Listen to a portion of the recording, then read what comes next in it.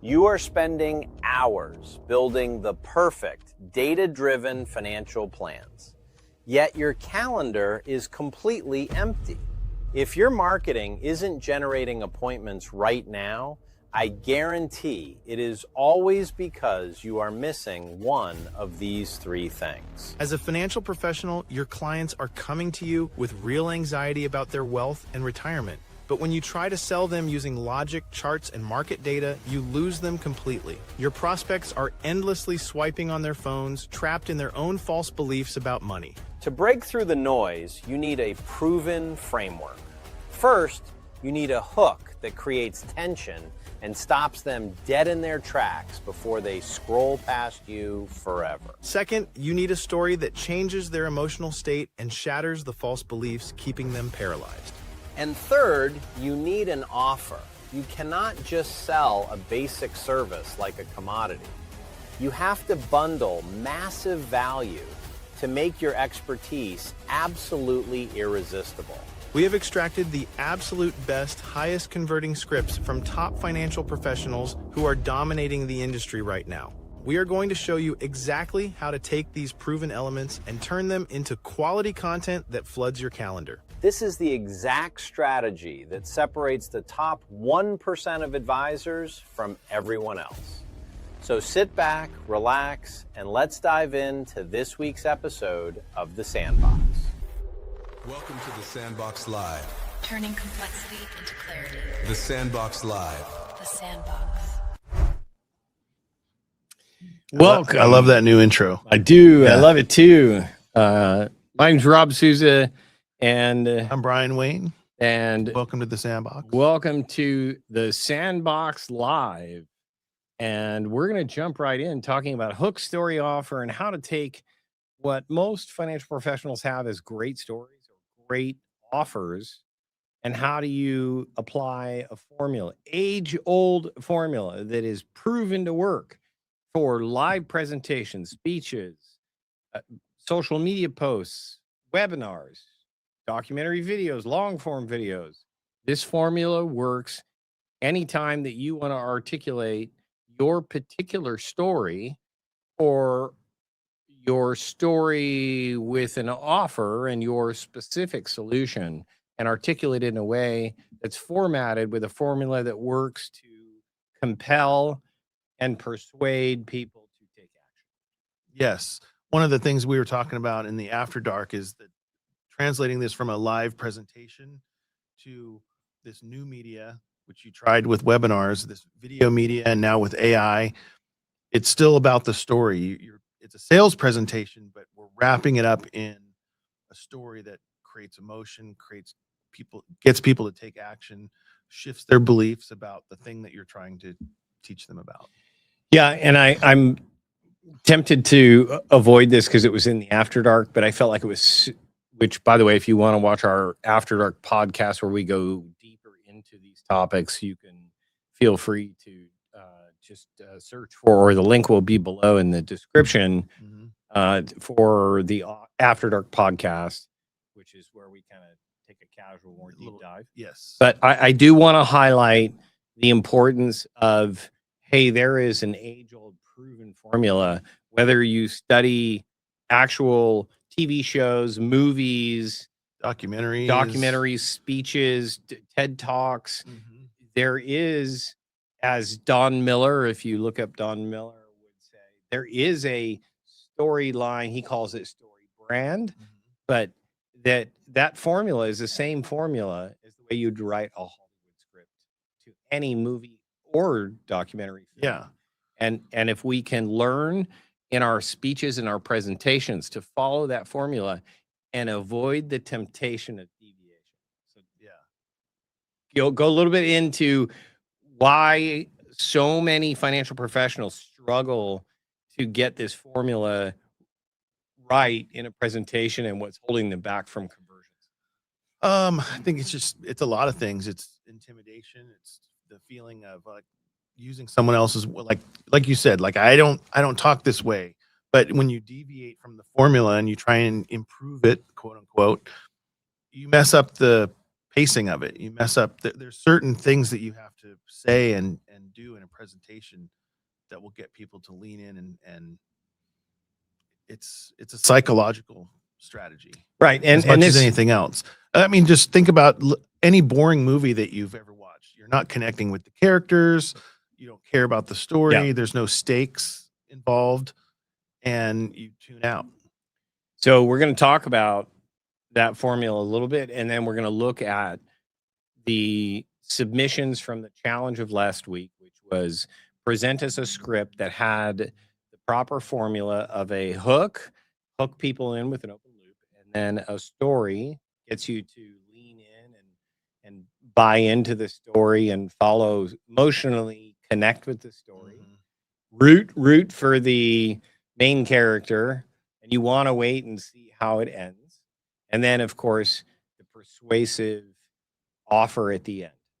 And what we talked about during After Dark was the importance of building into the entire, from hooked story and to offer, building in the breadcrumbs or Easter eggs that start setting up the offer, getting people to buy in, Yeah. so that by the time they get to the offer, if you've done this right, you almost don't even need the offer.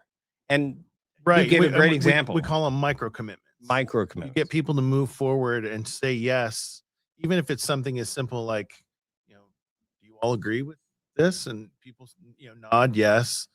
And so they're moving forward with you. And then by the time you get to the end, they've already pre-sold themselves.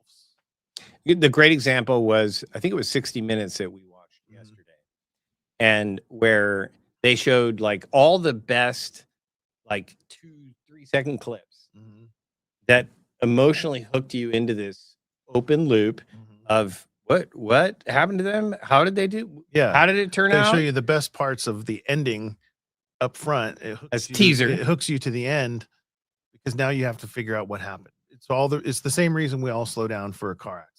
I was just Yeah, going you to ask you to give me, Yeah, because we were talking about that yes. yesterday. Why do we all slow Because down? you're curious. You Right. can't help it. You want to see how Figure to out what happened. And are It- they okay? I was going to say, you're like reading You're my mind. invested. Yeah. Like, did anybody die? Hope Yeah. everybody's okay. Like, is this okay? Especially when you like drive a car crash and like the car is like all the way to the Yeah, front. or Like, upside you're down. like, how did the person survive? Yeah. Did they survive? Are they okay? And Looky-loos. and it's kind of morbid, but it is the truth. It is human nature. And no matter what financial professionals think, we have to get it outside of our own mind and realize that the people who've created these formulas, and we're talking about full-blown multi-million-dollar movies, that obviously they know this formula because all your favorite movies follow this formula. Whether it's Hunger Games with Katniss Everdeen, and you're like, oh my God, she's being sent into the Hunger Games and everybody's going to die but Is one she gonna be- person? Yeah. Is she going to be okay? Is she going to Or survive? Or Star Wars? Star Wars, Luke Skywalker, like Raiders of the Lost Ark. exactly. It's all there. And once you learn this formula, if you're a financial professional, you're going to find it hard to watch movies in the future because you're going to see this formula repeat itself in a single movie. Yeah.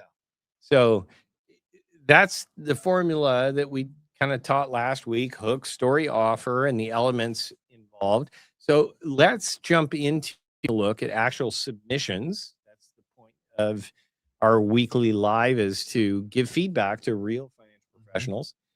Now, we've posted these videos, what we call intro or pitch video. It's a 5-minute. I'm going to reverse a little bit. Okay. So when you go to like a a movie festival like Sundance, what they want is they want a short before they're willing to produce the long form movie. Yeah. They'll look for the 20-minute version of the movie. It's going to be an hour and a half. And then someone will pick it up and go, let's make this into a 2-hour movie. The 20-minute convinces producers like this is a good idea. Yeah. Because it has all the right elements in it. Now let's like expand this out. Yeah. So we do that in a 5-minute version and try and get the hook, story, offer into a 5-minute brief or pitch. And then we expand, and then we take the ones that really have all the right elements and produce them into longer form documentaries. Yeah. So those are all available on the WealthVids YouTube channel. So just go to YouTube, search WealthVids, and you'll be able to see the pitch videos. And we're taking the winners, the ones that we're going to actually evaluate today. Now, today we're using a software. And the reason we're using a software, because we want everybody who's watching today to understand that you can take everything that we teach in Sandbox Live and give you the tools, methodology, and the formula to entirely go and do this yourself. Yes. We're not pitching our service.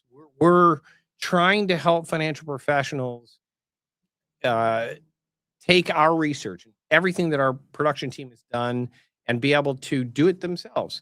And so one of the tools that we've used today as an example to give to all of our financial professionals, that's Notebook LM.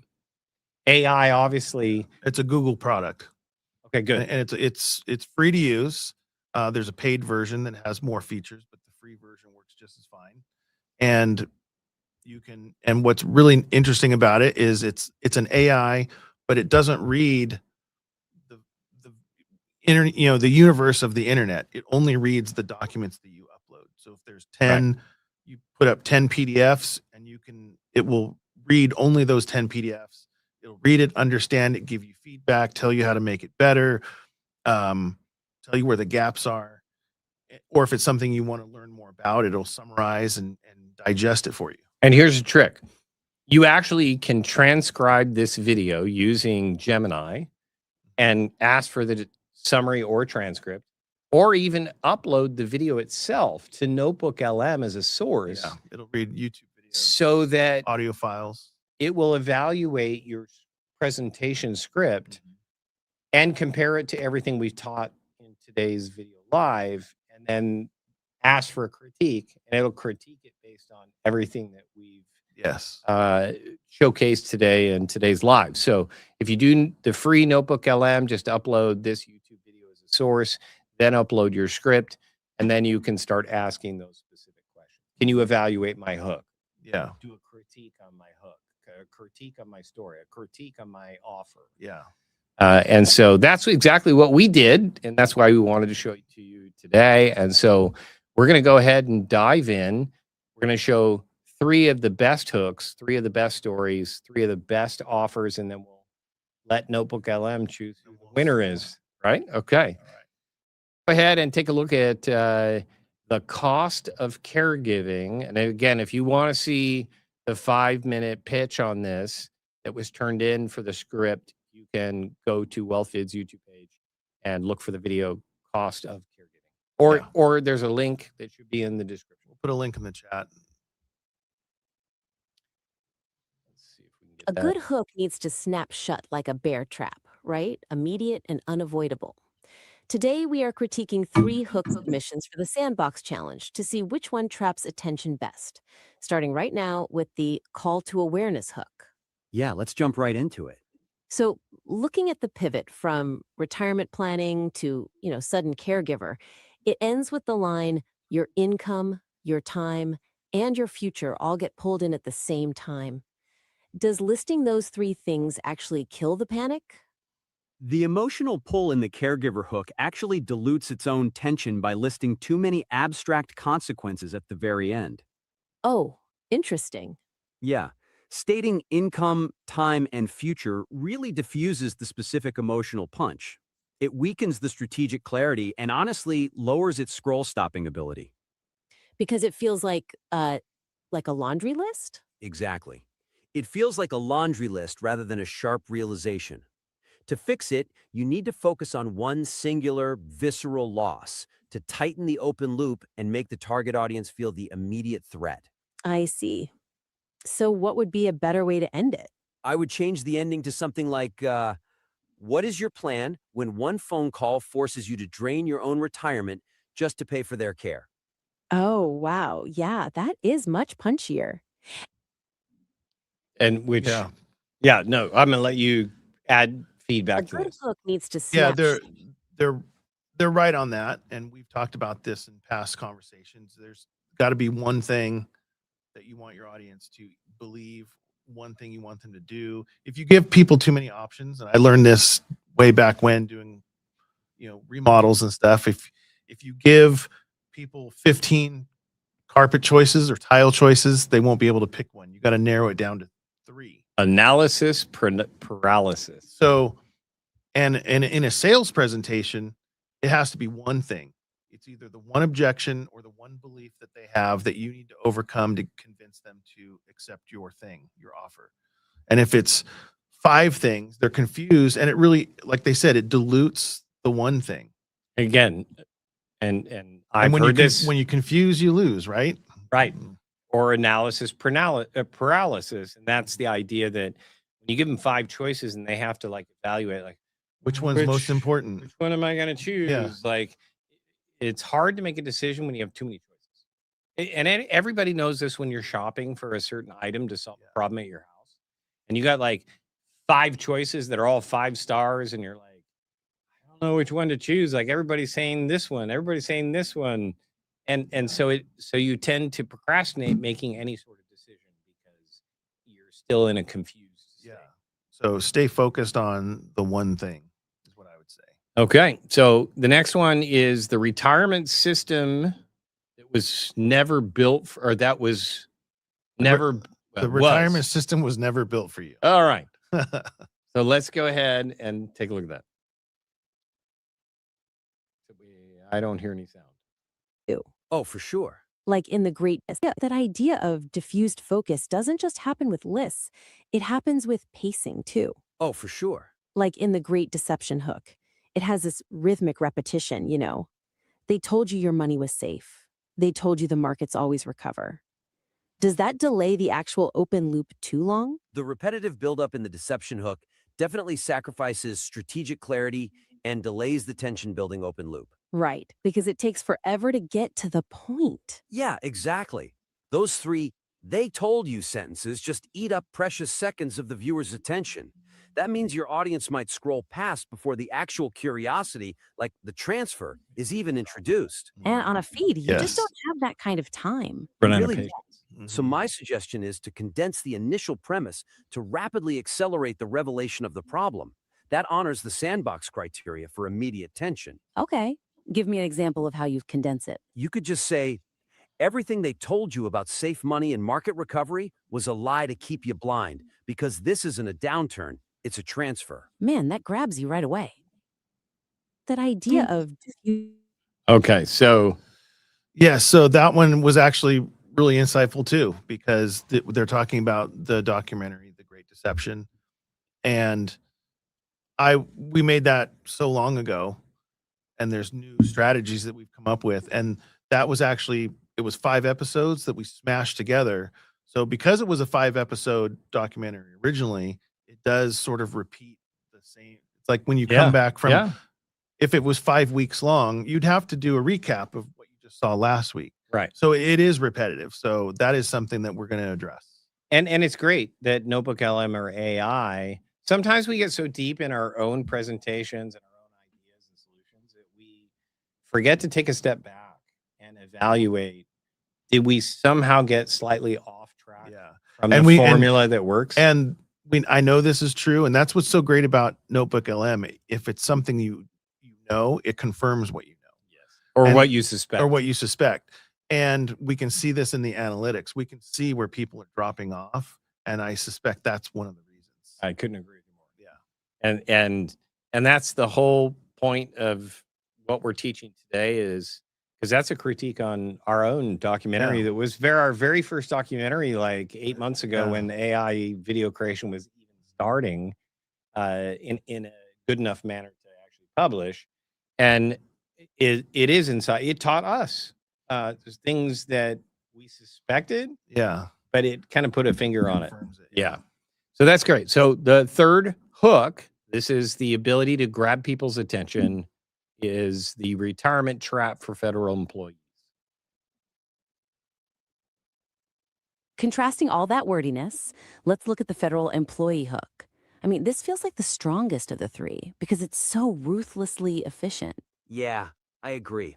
But I do have one question about the phrase, cost you tens of thousands over time. Is it just me, or does overtime kind of kill the tension?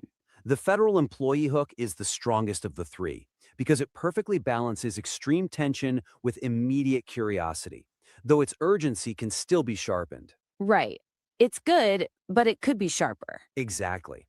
While the phrase "you don't get a redo" creates an incredible open loop, the part about quietly costing you tens of thousands over time is slightly passive. Yeah, it just removes the immediate emotional urgency. Right. It totally does. To fix that, we need to make the financial consequence sound active and irreversible to maximize the emotional pull right now. Okay, so how do we make it sound active? We could change it to "can quietly drain tens of thousands directly from your pension. And once it's gone, you don't get a redo." Yeah, that forces you to deal with it right this second. Contrasting all that word. So that So, that's also really insightful because that one is something that we've also talked about. The federal, because what I know of the federal employee situation is when you're choosing those, filling out that paperwork, you can't go back and redo it. And once you choose it, it's chosen. So what they said is right on point and I think that's the because it didn't have the urgency. It was my point. right. Although I still think it was the strongest, Yes. and because it dealt with one specific problem, and that is if you don't make the right decisions when those decisions need to be made, those decisions can drain your retirement capability Yeah. over time that is irreversible. Mhm. So you need to reach out and get advice before you make decisions that are irreversible as a federal employee. Yes. So that was very singular, Mhm. compelling, and Urgent- the and urgent. irreversible, Yeah. the irreversible part made it compelling because that gives you the sense of urgency. Yeah. Okay. So now we're going to move on to story. Give us a brief kind of introductory to the importance of the story and getting people to buy into the story, third party validation, testimonials, Yeah, all this- of that. How do you get people to lean into a story arc? This is where now that you've hooked them, this is where you begin your presentation and you go all the way back to the beginning, the origin story, how validate the problem, prove that it is a problem, and that speaks to the pain that the audience is having. And then you say, well, and then you talk about the solution, how you develop the solution, why. But we talk about talking about it. But yesterday we were debating back and forth, and I just want to clarify that story arc. Should the story arc be about the presenter, or should the story arc be Yes. showing them a third party story that It's- went through that, Well, and show them, not tell them? Yes, show them, not tell them, but it also speaks to the hero and guide strategy or the methodology. Yeah. The presenter isn't the hero; it's the audience that's the hero. So if you can personify the audience with an emotional story, like in the documentary that we watched yesterday, where you're seeing someone sit in their car for 5 days waiting to see the doctor, and then it follows them through that whole Journey. 30-minute journey, and you see them come out the other end with their new teeth and they're happy, Crying that they're and so the happy. audience has just gone on that journey with them. Yes. So you're showing them, not telling them. So you can present the problem, you show this, and then you arc it all the way through to the solution at the end. The audience has sold themselves. They're completely bought in, and it's not just a bunch of facts and figures. There's relevant data that's sprinkled all the way through it, but it's a story. And stories can shift belief. They can move masses. They can compel people to do things because they're emotionally invested. And I think this is the biggest challenge for financial advisors, because we want to stand up and present like it's a lecture. Like, let me tell you what I've learned and show you how I've solved it. Let me show you how smart I am. And that's the way it comes across. Yeah. And I think it's even for me, even for our first documentary, I don't think we did a good enough job creating that, a year ago, wherever it was, that we didn't create the like showing a story or journey of a good investigative reporting will actually go and find a real situation and a real story of somebody who's been through this. What have they suffered? What have they been struggling with? What is the emotion involved with that fear and that anxiety? And then like watching them go through the journey of solving the problem. And then you lean into the story, you want to see how it turns out. And when it turns out well, you want that too. Yes. It's like I was just as hopeless as that person, and yet they were able to overcome it. Maybe I can overcome it. And that's how we get into the offer, because at that point, that's when you present your offer, and then it's an easy transition to say, would you like the same results that you've just seen on this documentary? So we're doing an investigative, and that's why we said in After Dark, so that it's not deceptive, that we always put disclosures that this is a reenactment of a real true story. We give references so people can verify the story. Yeah. So, and this is done in Dateline and a bunch of other crime documentaries. Based on a true story. The facts and figures you're about to see are real, however you want to phrase it. And give third-party validation so that people can go verify it's not a deep fake, it's not a fake story. Yeah. And what we're finding is it actually gives the audience permission to kind of let their guard down. Yes. And that they're not constantly debating in their mind, like, is this real? Yeah. Is this fake? Yeah. Am I being manipulated? It's like you just state it right up front. Like, this is a recreation of actual events. The data is real. Feel free to click on this link and verify watch. it for yourself. You can verify it for yourself. And third-party validation. And just like they do on every news channel, they're telling you a story, but they're referencing some other audio clip or some other post that someone posted. Well, that's why they do interviews. Yes. That's why they go out there and interview a congressman or interview, a family that's suffering from a legislation bill that a congressman, so Yeah. they're doing an investigative documentary to give you real clips with real situations. And so that's an important element. Show, don't tell. I think that's my biggest takeaway on story. Show, don't tell, and use third-party validation to validate what you're showing. Yes. So let's go ahead and look at these three The offers. Yeah, there we go. So we'll start with the growing trend of early retirement. Today, we we're already do- diving into our critique of 3 submitted story scripts: federal employee retirement, 4-day work week, and break the pattern, grading them against the 5 Sandbox challenge criteria to find the absolute strongest submission. Yeah, and right out of the gate, the 4-day work week script is just the clear standout. Oh, totally. It seamlessly executes all 5 of those required elements. Validating the problem, emotional connection, escalating urgency, proof, and a clear revelation. Right, it's really like a perfectly balanced equation. Yeah, like how the emotional stakes, missing a daughter's senior year, act as this direct multiplier for the urgency of leaving behind $500,000 in uninvested equity. Exactly, yeah. It's not just a sad story or a math problem, it's both of them working together, which really sets a massive benchmark for those other 2 scripts. Yeah. Yeah. So go ahead. Pretty much summed it up. The validation of the problem, and it's told in this particular script for the hybrid retirement. It's told from personal experience. It was the Daughter. But it was yes. So it was telling a story about an actual client. This was actually a story about his own family. Right. It was the advisor's problem. So, and this is the origin story of how But what's the story? He's telling the story about his daughter and how when he realized he was missing, and I'd have to go back and look at the script, whether it's his daughter or a sample of someone else's daughter, but in a real life story. But the reality is, how many of us have missed one of our children's events because we were working, because we're trying to make ends meet, we're trying to make sure we save enough and invest enough. It's a relatable story. Yeah, and that's what pulls the audience in and helps them to relate. And I think as a universal problem, I think we'd all buy into that.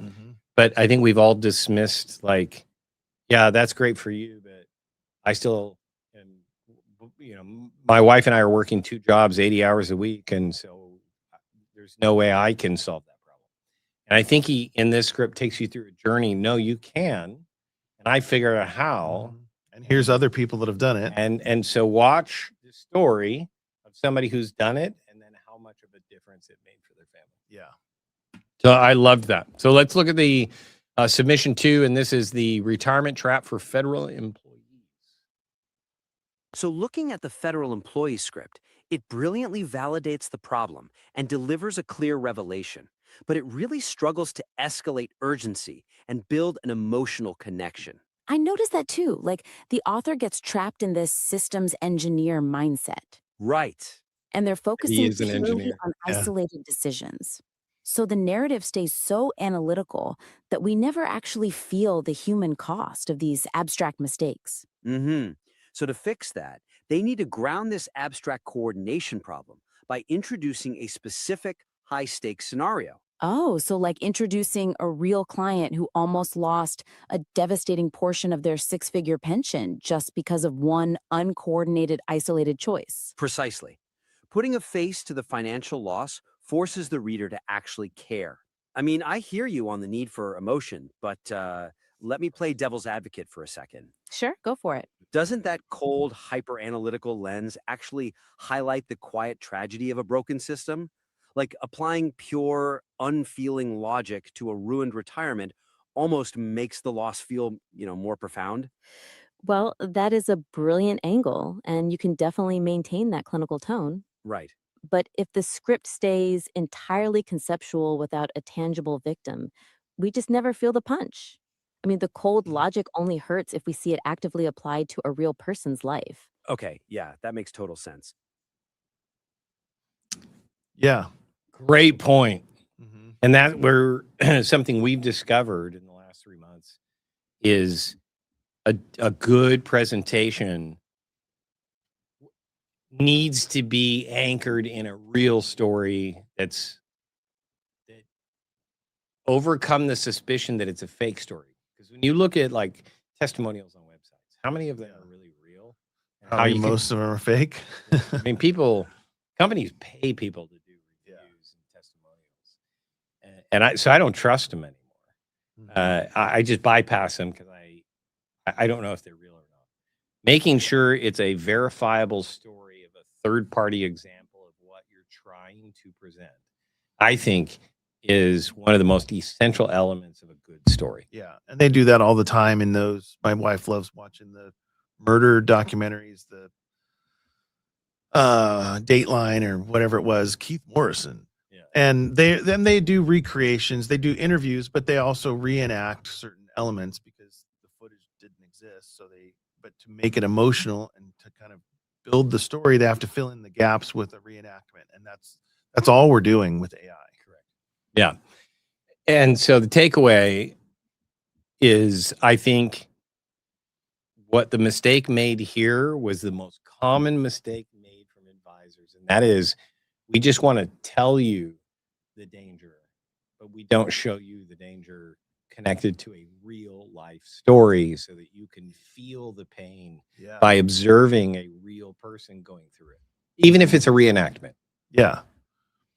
Because you're forcing the viewer to emotionally like internalize it. Like if they have that pain exists.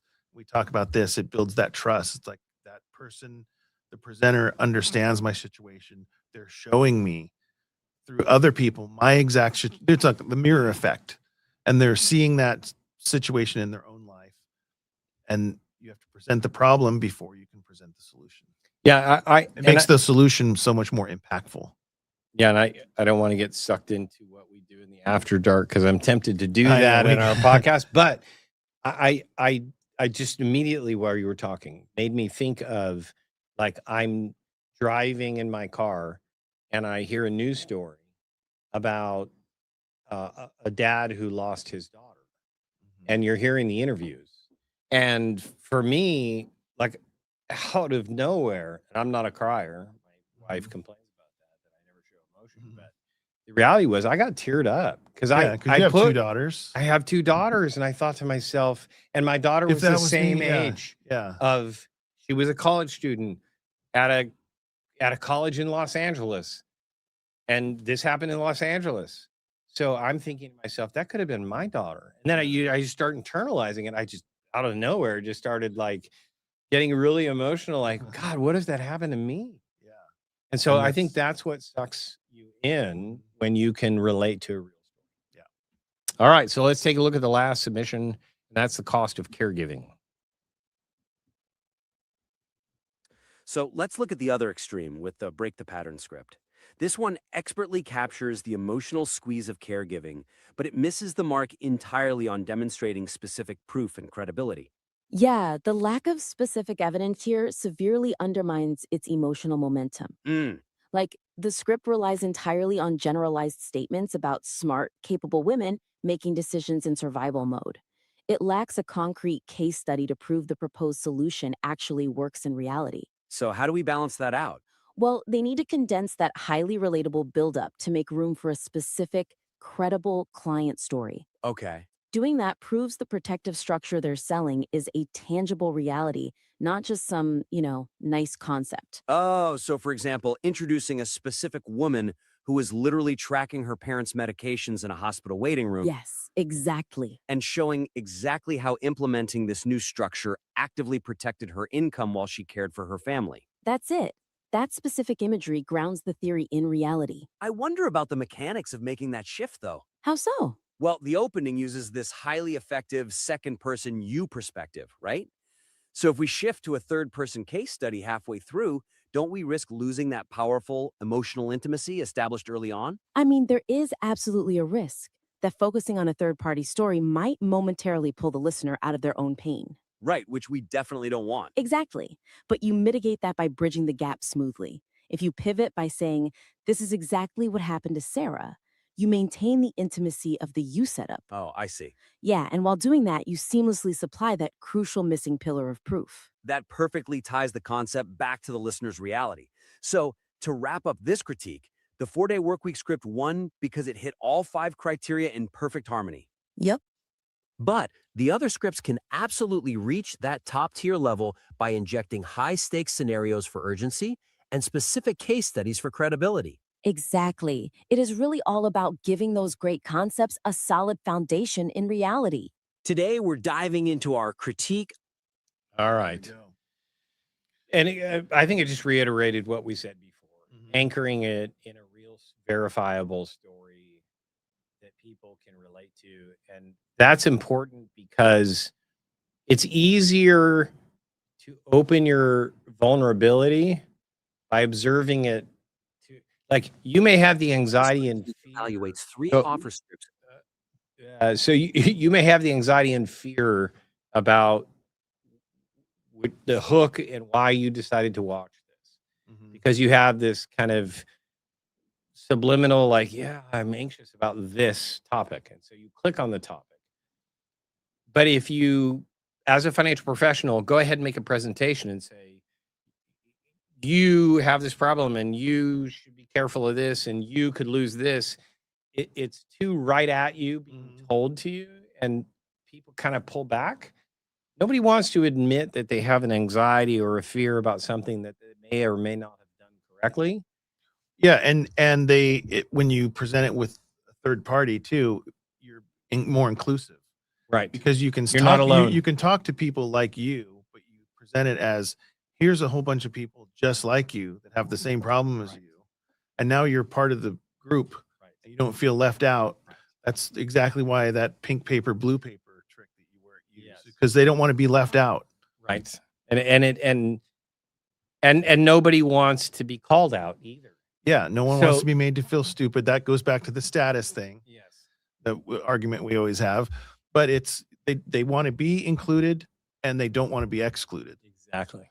And that's the tension that every great Hollywood movie has. Yeah. It's like they don't want to be this, but they don't want to be this. And there's that tension between the two. And the idea of showing a third-party story that you can identify with allows you to put yourself in the story, but not be talked at. Yeah. So you can choose to opt in and not be talked into being opt in. You know what I'm saying? And that's yes. And that's like the micro commitments like we talked about. You're giving people, you're pulling them forward and they're agreeing with you all the step of the way and they're emotionally attached to what's going to happen and they got to see the outcome. Absolutely. Awesome. Well, now we're going to move into the offer stage. So this is if you've done the hook correctly and grabbed people's attention enough to watch the story.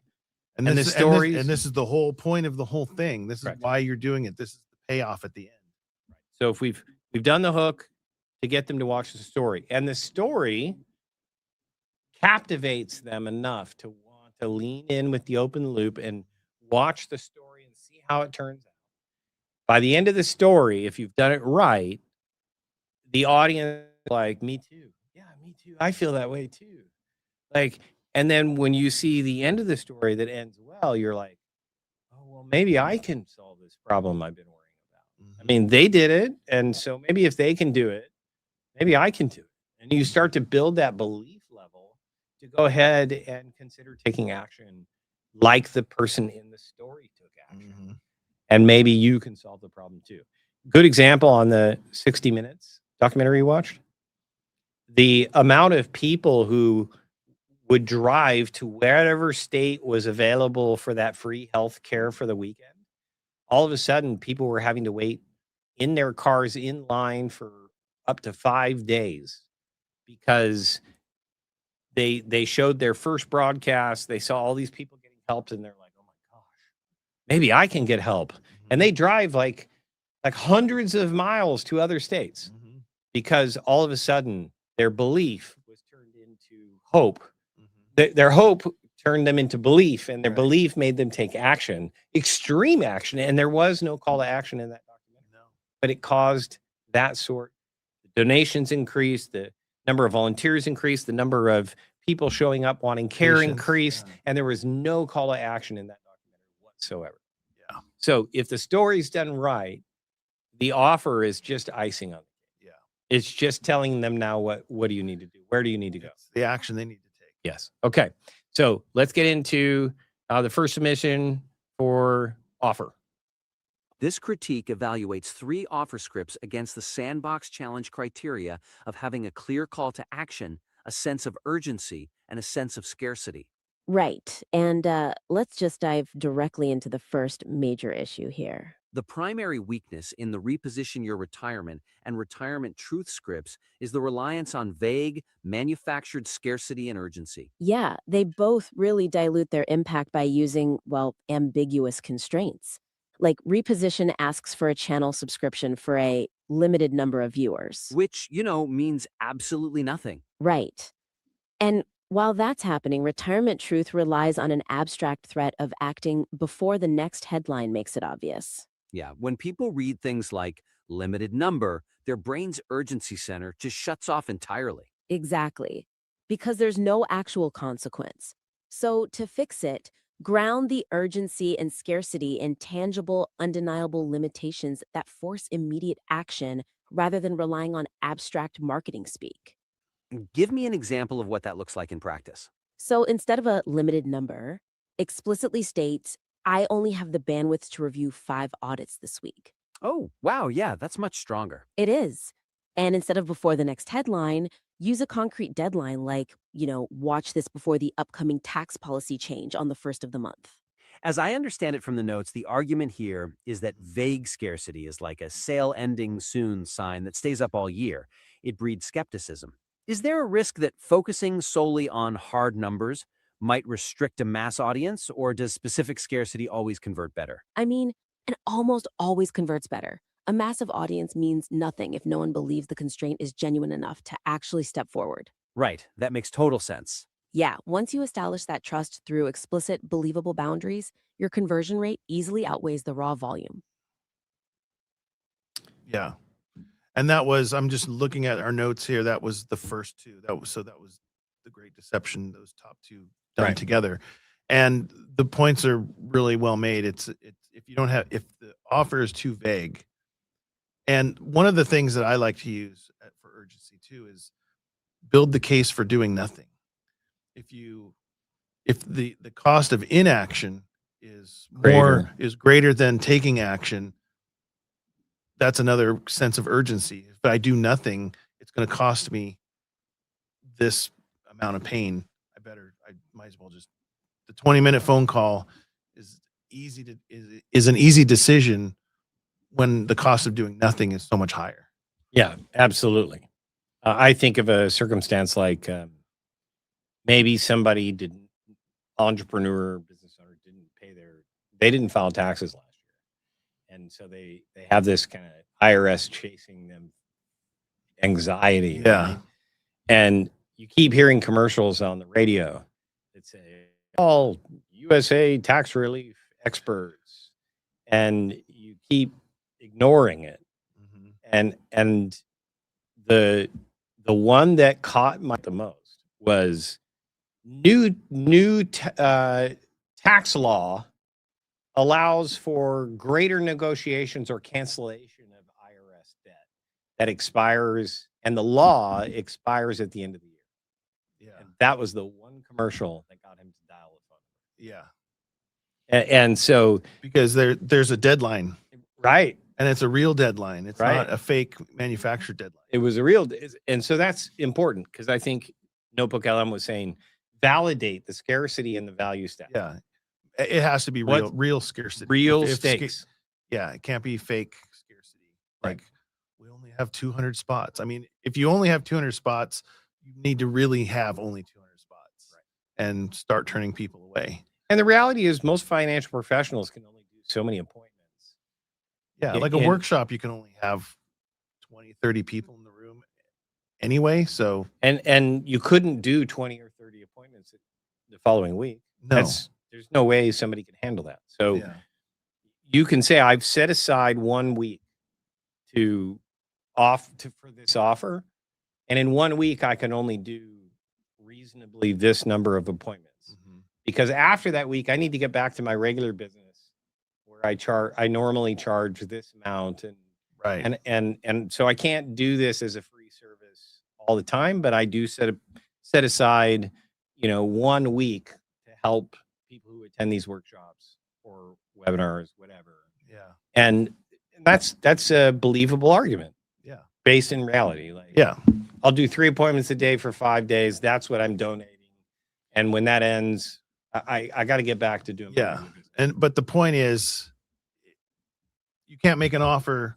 The offer is not as strong without having a sense of urgency. Yeah. Otherwise, you're just a retail store putting your sign out front and say, we're open. Yeah. And no one's going to come in for that. Well, and a lot of times too, people in presentations can think, and I've done this a lot, probably more so than not, is, okay, I saw the presentation, I got all the info I needed, but I can act on it. I can come back and watch I'll the go home replay. and think about it. Yeah. I'll go home and think about it, and then I'll contact them when I'm ready. And if there's not if you haven't legitimately convinced them that there's a legitimate time frame, the cost of doing nothing, then you will say, well, I can just call the guy in 3 weeks and then he'll give me the free evaluation or free strategy call, whatever. Right? It's got to be legitimate. It's got to be believable, and people have to feel like, oh, okay, well, if I don't do this, I'm going to miss out, and I'm going to lose whatever that cost of doing nothing is. right? All right, well, let's do the final one. We're going to skip to hybrid retirement. And so this is the growing trend of early retirement. So we combine the first 2 entries, and now we're skipping to the third and final entry of the offer, which is going to be the growing trend of early retirement. Just need volume. And if we can try it again and include volume. It flawlessly limits availability because Is there a way to go back to the beginning? your conversion rate easily outweighs the raw volume. Moving on, the 4-day workweek script is Okay, good. Here we are. strongest because it perfectly integrates a clear CTA, strong urgency, and explicit scarcity, though its immediate friction can still be reduced. Oh, definitely. It flawlessly limits availability to 3 new hybrid retirement clients each month and warns that waiting gets more expensive. But The transition to the CTA feels slightly abrupt. Exactly. Saying, book your complimentary hybrid retirement discovery call today feels pretty high friction for a cold audience. Right, because asking for a full discovery call sounds like a massive, intimidating financial commitment. Yep. So you really have to bridge the gap between the story's emotional urgency and the CTA by lowering the perceived commitment and friction of the call. How do you do that without losing the urgency? Soften the CTA phrasing to reduce the hurdle. Like, grab one of the 3 spots this month for a low pressure 15-minute chat to map out your exact pressure points. Let's look closely at the section discussing the CTA. Building on that point, what if we looked at it from the perspective of the judge's friction criteria? Could asking for a full discovery call feel like too big a leap? And does softening it risk losing high intent clients? Not at all. High intent clients appreciate a low pressure entry point just as much as hesitant ones do. Because it's not a heavy door to push open. Right. You get them in the room with the 15-minute chat. And if the intent is there, it naturally transitions into that deeper working relationship anyway. So basically, vague scarcity breeds doubt, whereas the 4-day work week script wins by using explicit constraints, which can be further strengthened by lowering CTA friction. Perfectly said. We invite you to submit your revised work back in for more feedback. Okay. Yeah, and that's another really good point to use in your offer. You kind of frame it as this, like we talked about yesterday. This is as much an opportunity for me to get to know you as it is for you to get to know me. Right. So there's no pressure. I'm not trying to sell you anything. I just want to give you some clarity and give you some tools. And if it's a good fit, I think then we'll work together. I think the video said outline your. He didn't say pain point friction. I think is what they said, but what your pain points are, to be in agreement between the financial professional and the individual client on yes, I'm confirming these are my problems, and the financial professional validates yes, I can apply the solution to solve that specific problem. Yeah. That's all that is. And that's what the strategy call is. And it's lower friction, easier door to push open. Yeah. In a appreciation for time, and as we coming close to the top of the hour, we're going to go right to the winning, according to Notebook LM, who the winner of this challenge is for this week.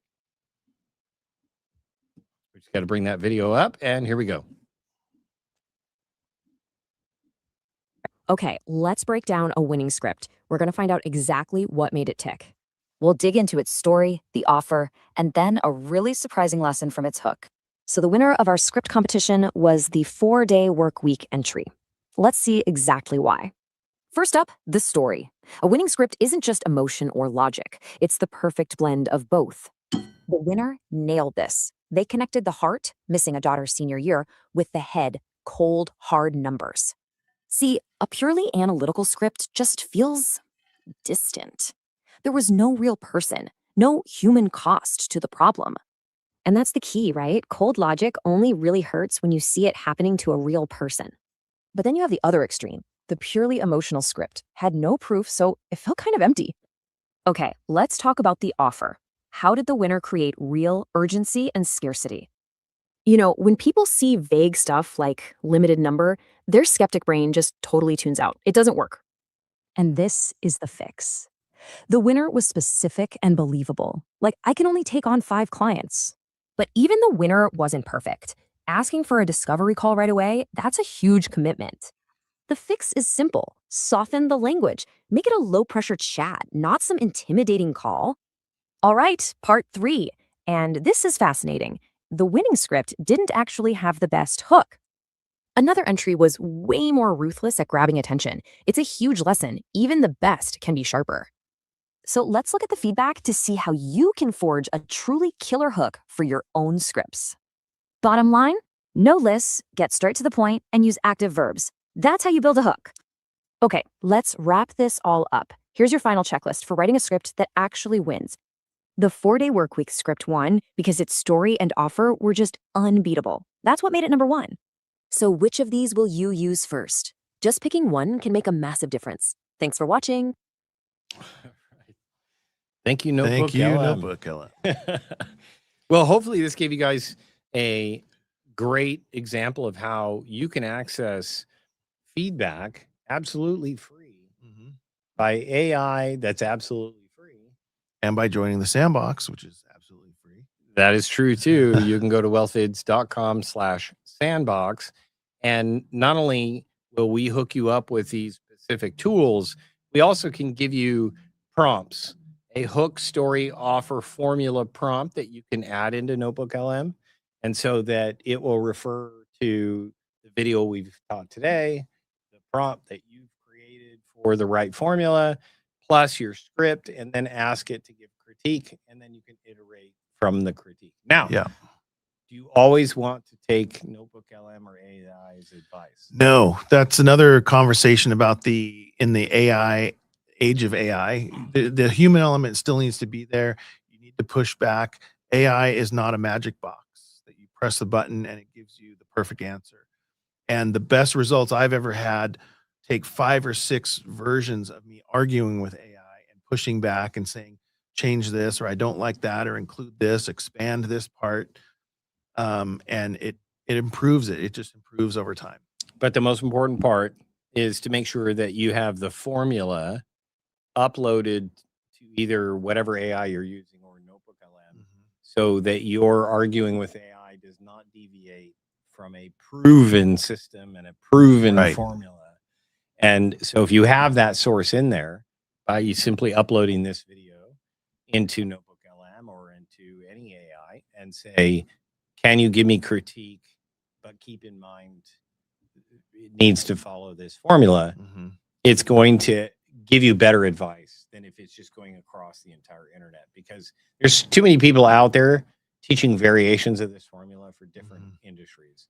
And so AI can get confused. Yes. And we've tried to narrow this down, and you've written a specific prompt that makes sure you keeps the script writing authentic to the formula itself to avoid deviation. Yeah, it has to follow a framework. All right. And so our official winner, obviously, by the video was that early retirement is possible, and their version of hybrid retirement and offering you a plan and strategy to allow you to retire partially early so you can spend more time with your family, like taking Fridays or Mondays off. It's one of my favorite niche markets and offers that I've enjoyed. It's even influenced me to not put appointments on Fridays in case I want to take a 3 or 4 day weekend. Yeah, and that goes to the importance of targeting your audience. That's going to hit a certain very specific audience instead of a broad market. You narrow it down, but they're hyper focused and they have a lot of intent. So to wrap up in the last few minutes of the hour, what we're going to make an exclusive offer to you, that this next week's challenge is to submit a 5-minute video, whether you record it yourself with you on camera with an iPhone or any smartphone, or try and go through the process of doing video clips and samples where you do research, or doing the whole thing as a reenactment using AI. Doesn't matter. What we're looking for is submissions of people who've attempted to apply this strategy in a 5-minute video. And if you want to join the Sandbox, the exclusive offer today is, if you submit that video, we will actually build it out for you in AI for that 5 minutes as a submission for competition for next week. So normally, what would it cost to pay a VA to build out the actual AI generation? Yeah. I just want to throw out there too, all those videos that we just reviewed are available on WealthVid's YouTube channel. You can go check those out. But it's thousands of dollars worth of value. Right. And so and we're giving it all away for free. If you want to attempt to doing this all on your own, knock yourself out. And we hope that we can help provide the tools and the systems and the frameworks to make your presentations that much better. Now, we will, because of resources, from all of the submissions, we obviously need the time for our team to be able to produce these by next Thursday in a week, right? So you have until Monday to submit us a script. And if you do it in the Sandbox and you want us to build it, that's what Monday is. You could submit your own video anytime till Wednesday of next week. But if you want our team to build it out, we're going to choose 3 of the top scripts and build out those 5-minute videos, because of course we're trying to do this in a very tight amount of time. So if you want to join the Sandbox, have us build out a 5-minute documentary scripted the way that we've taught with the formula today, please submit it by end of the workday Monday. So we have enough time to go ahead and generate a 5-minute AI video version for free. You just have to join the Sandbox. That's wealthvids.com/sandbox. The top 3 entries will do a free 5-minute AI recreation of their video. Yep. All right. Well, look forward to seeing it. Thank you, all of you, for joining us in the Sandbox. We're hoping that we can give you each week. Our goal is to take everything we've learned because AI is accelerating so fast and new softwares and features are coming out. We're trying to help package that and make it available to you at no cost so that you can either do it yourself, join the Sandbox, collaborate with our team if you want. All of it's free. And it's not a sales pitch because we're not charging anything. Yeah. So why not participate in the process and join us in the Sandbox? Thank you guys for joining us today. We'll see you next week, Thursday, 9 a.m. Pacific.